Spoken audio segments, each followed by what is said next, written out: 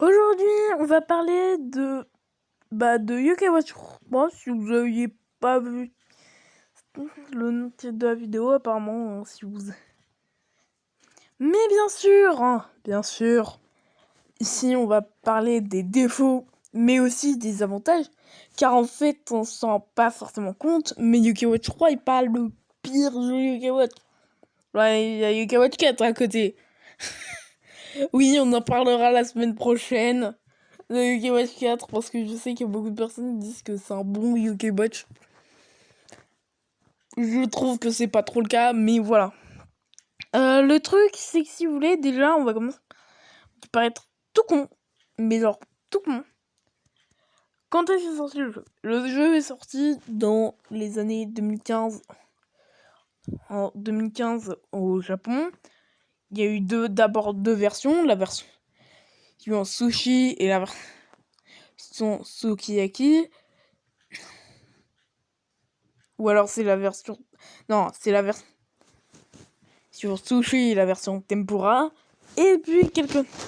Après, la version tempura sortira. Le truc, c'est que... le jeu, comme tous les jeux de Yokai Watch, il est sorti 3 ans avant sa sortie en France. Ah oui, j'ai oublié de le dire, hein, mais normalement cette vidéo a dû sortir hier. Et il y a aussi une vidéo qui sort... Lui, c'est une vidéo où je joue à Minecraft. Voilà. Qu'est-ce que j'ai d'autre à dire? Pas grand chose. Du coup, je disais, le jeu, il sortira donc en 2018. Seulement Yokai Watch 3 en France. Le truc, c'est que le jeu, il a pas fait beaucoup de monde. C'est que, en fait, t'as l'impression, parce qu'en réalité, c'est juste la faute de Level 5. En fait, si vous voulez, le jeu avait fait des mauvaises ventes en Amérique. Après, je pense que ça peut se comprendre vu les blagues que vous aviez fait par rapport à l'Amérique. Surtout parce que je crois que c'était Trump au pouvoir à ce moment-là. Voilà. Et le truc, c'est que c'est pas que ça. Le jeu est pas si mauvais en fait. Et le truc, c'est que vous allez même pouvoir avoir des trucs qui sont pas mal. Le truc, c'est que si vous voulez, le jeu, estimé beaucoup trop dur. Par exemple, il n'y a pas un si mauvais post-game que ça, bon, je vais comparer à Yokai Watch 2, mais 2 avait eu un meilleur post-game, je trouve. C'est vrai. Pas tant que ça. Le truc, c'est que si vous voulez, c'est même, je trouve, moins de farm. Le truc, c'est c'était beaucoup de farm. Genre, par exemple, on n'en parle pas assez, mais il y a eu tunnel qui est quand même assez long. On se rend pas forcément compte que ça. Alors que dans le Yokai 3, il est encore là. Mais c'est tout aussi pour avoir le Yokai pour avoir le Yokai que vous devez avoir dedans. C'est plus si long que ça. Maintenant, c'est juste super court. Il y a toujours besoin de quoi? Allez. Il y a juste besoin d'un seul passage et c'est bon. Un seul passage sans crever, hein, je précise. Qui veulent l'info. Bon, alors, déjà, le jeu, j'ai oublié de le dire, mais c'est comme la plupart des jeux Yokai Watch. Le boss de fin, il est vraiment mis en avant que, vers la fin. Le seul qui n'avait pas fait ça, c'était Yokai Watch 2, mais on en parle dans, attendez, 1, 2, 3 semaines. Ouais, ça fait beaucoup. Donc, du coup, le truc qui est pas si ouf que ça, Bien sûr, il y a des zones qui manquent du genre les lampes éternelles, les sanctuaires divins. Et pour moi, c'est pas forcément un défaut, c'est même peut-être un avantage.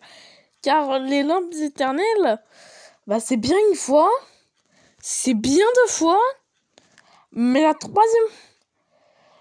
Surtout, je veux dire, les limbes éternelles, le truc, c'est que entre Yokai-Watch 1 et Yokai-Watch 2, bah elles ont pas changé. Alors oui, je m'attarde beaucoup sur post-game parce que bah l'histoire, y a pas grand-chose à dire. Ah oui, si, la map du jeu, bah au moins, elle change comparé à Yokai-Watch 2, comparé à Yokai-Watch 1. Le truc, non, c'est qu'elle est légèrement différente. À part qu'elle soit plus grande, bah le grand val de base, le grand val de Yokai-Watch 1, bah il est modifié et ça c'est cool. Du genre, il y en a beaucoup, hein, mais je vais pas en parler. Et surtout, bah il y a des nouveautés qui sont quand même assez intéressantes. Du genre, les télémires de poche. Et ça, je trouve que c'est l'un des avantages de Yokai-Watch 3, c'est que tu peux avoir un télémire de poche. Et c'est super pratique. Si vous voulez, le télémire de poche, c'est un peu un objet qui permet d'utiliser un télémire à n'importe quel moment. C'est super pratique parce que, bah, en fait, dans les Yokai-Watch, ils avaient déjà un peu ici sur le temps de jeu pour se déplacer. Genre, dans Yokai-Watch 1, c'était assez long, et dans 2, on te donne télémire très rapidement. Le truc, c'est que là, c'est encore plus court parce que vous avez le télémire de poche. Et c'est cool parce que je trouve que le problème de Yokai-Watch 1 et 2, bah, c'est qu'il n'y a pas tant de télémire que ça. Il y en a, hein, c'est vrai. Mais il n'y en a pas énormément. Le truc, c'est que c'est très long à tous les trouver. Et c'est chiant. Et voire même saoulant. Le truc, c'est qu'il y en a beaucoup trop. Trop peu. Et c'est pas si pratique que ça. Je veux dire, c'est que à des points si qu'on peut. Et encore, même à certains endroits de l'aventure, qui bah, devraient être des endroits où on devrait avoir un télémire, il n'y avait pas de télémire. Le truc. Là, bah, c'est un truc qui va être très rapidement corrigé par les 3. Ensuite, il n'y a pas que ça. Il y a aussi le blaster. Alors, beaucoup de personnes disent que c'est trop cheaté. Bah, dites-vous qu'il y a le taquinage dans le Kawajo, quoi. Ouais, c'est là où vous vous en rendez compte, mais pareil, Kawajo aussi, donc dans 3 semaines. Mais tous les défauts qu'on reproche avec Kawajo 3, on peut les retrouver dans le Kawajo 2, et je peux vous assurer qu'il y en a beaucoup. C'est un peu long, c'est vrai. Le truc, c'est que ça prend beaucoup de temps. Et ensuite, bah, il faut bien... Bah, c'est quand même assez long, fois.